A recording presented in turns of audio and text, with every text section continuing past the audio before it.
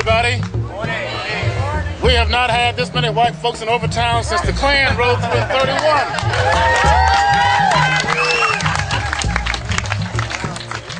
31. Listen, if no one else has said this to you, then let me be the first. Welcome to Miami. Welcome to Miami. This is known as the Overtown Community. This is Miami's oldest black community, established in 1896 when the city of Miami was founded. And all the black folks that lived around in what became the city of Miami had to move here and then could not leave here after dark. Same as apartheid in South Africa in those days. So this was Miami's most oppressed community. It remains the poorest community in Miami, and it has still devastating effects from urbanization. This expressway you see here, and there's another one running north and south, destroyed this community.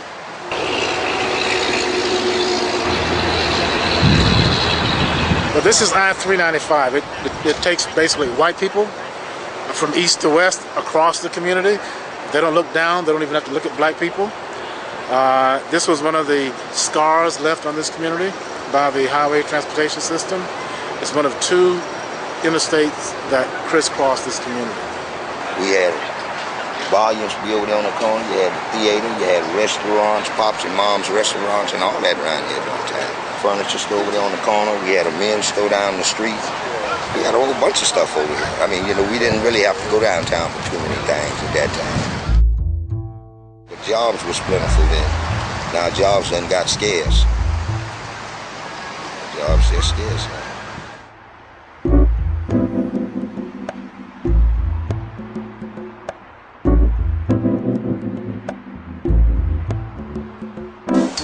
In Miami, in the city of Overtown, you see a lot of poverty. I went looking for a job at this place, you know, and minimum wage is $5.15 an hour or $5.25, whatever it is. And this place is paying $5 an hour. You know, they ain't got no jobs, you know, and when you do get a job, you know, they don't want to pay you what you're supposed to get paid. One of the biggest problems here in Overtown, Miami, is the drugs. You know, just like I say, if they want to put a cap on the drugs, they got to stop it, because it's like the people that's coming from different places are coming over here getting the drugs. You follow what I'm saying? And it's the poorest part of the city, and that don't make no sense. You would think that if you really want to get drugs, go to Miami Beach or go to Broward or somewhere. But why over in Overtown, Miami, where all the people suffering already? I was one of those who had the welfare taken away 3 years ago. $198 a month wasn't enough for 3 people to take care of 2 kids and bills. I mean, it's sad. I mean, I went to get help. The crime rate is so high. I lost my job and I went to get help to get food stamps. They didn't want to give it to me because I didn't have no kids. And I told them, well, I'm hungry. They told me, well, we can't help you. Oh, I'm sorry, I can't do this. The middle class people, I can't help you. Old Cubans, we can't help you no more. I'm so sorry with this. I'm sorry for letting you down. And a lot of guys, you can't even blame it on the drug dealer, because some of those guys feel like they can't even get a job. So the best thing that they look at, I can sell drugs. I hear stories all the time about how good Overtown was. I used to be so proud to be in Overtown. Now, you'll hear everybody say town is for life. I say it too, because I was born and raised, and I believe, you know, that we can get better.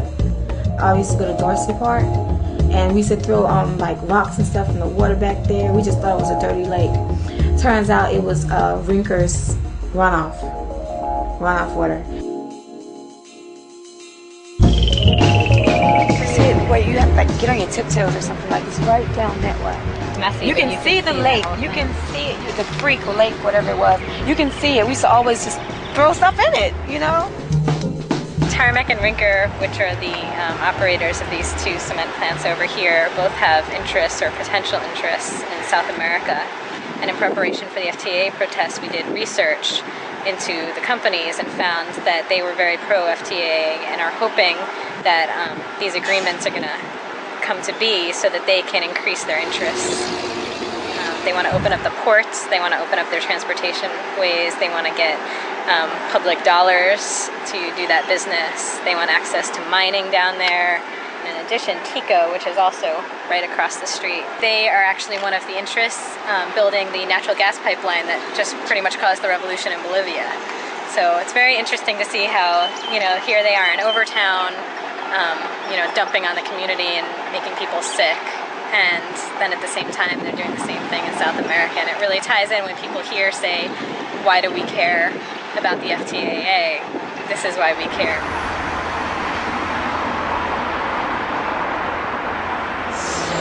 We planted everything over there, from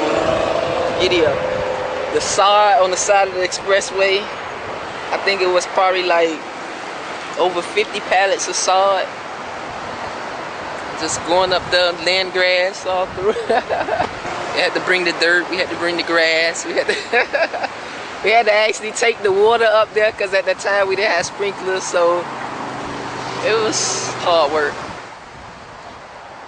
What you're looking at used to be just 2 huge vacant lots owned by the city. We started planting here without asking permission. They probably would have said no. Now we have hundreds and hundreds of plants out here, and another 2 or 3 months we're producing a winter crop for the community. Most of the trees here we planted, the smaller trees. And that's a good thing for the community also, really. What was here before? It used to be apartment complexes. They tore them down, so they did something with the land, which is a good thing. Yeah, it's food and scenery. So you can pretty much, you can't go wrong. Take your shovels, because you're going to need those where you're going. The pointed shovels, right this way, right where they're going. We wanted to do permaculture demonstrations and garden work in Miami during the FTA. So we spent a lot of time looking for spaces, and we somehow got in touch with Dr. Dunn. We talked to him to see if there was any way we could help out with his gardens, and like if he needed rainwater catchment or I don't know, any sort of system. And he was like, what do you have in mind? And we told him about some of our plans, and he was like, sounds like you need a whole lot to yourselves.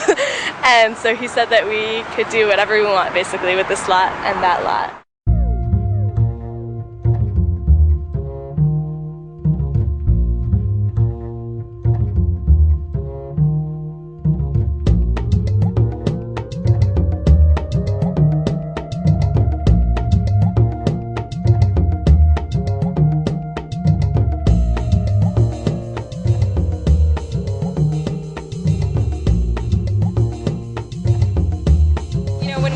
When we create gardens and we plant trees, we immediately start building a barrier to their pollution.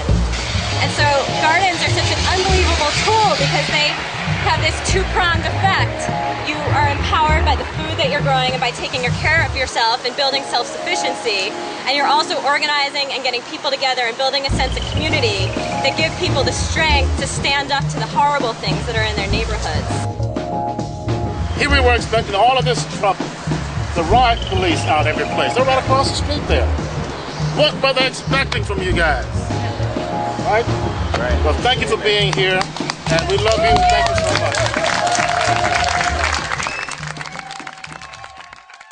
much. While they're trying to gain power, you got people that's in poverty. You follow what I'm saying? And it's all the people that's living in the upper echelon of society are getting rich, while the other people that's middle class and the poor are just suffering more and more and more. More and more. It's because of power. It's because of power. This guy got something to say. I gotta go, sugar.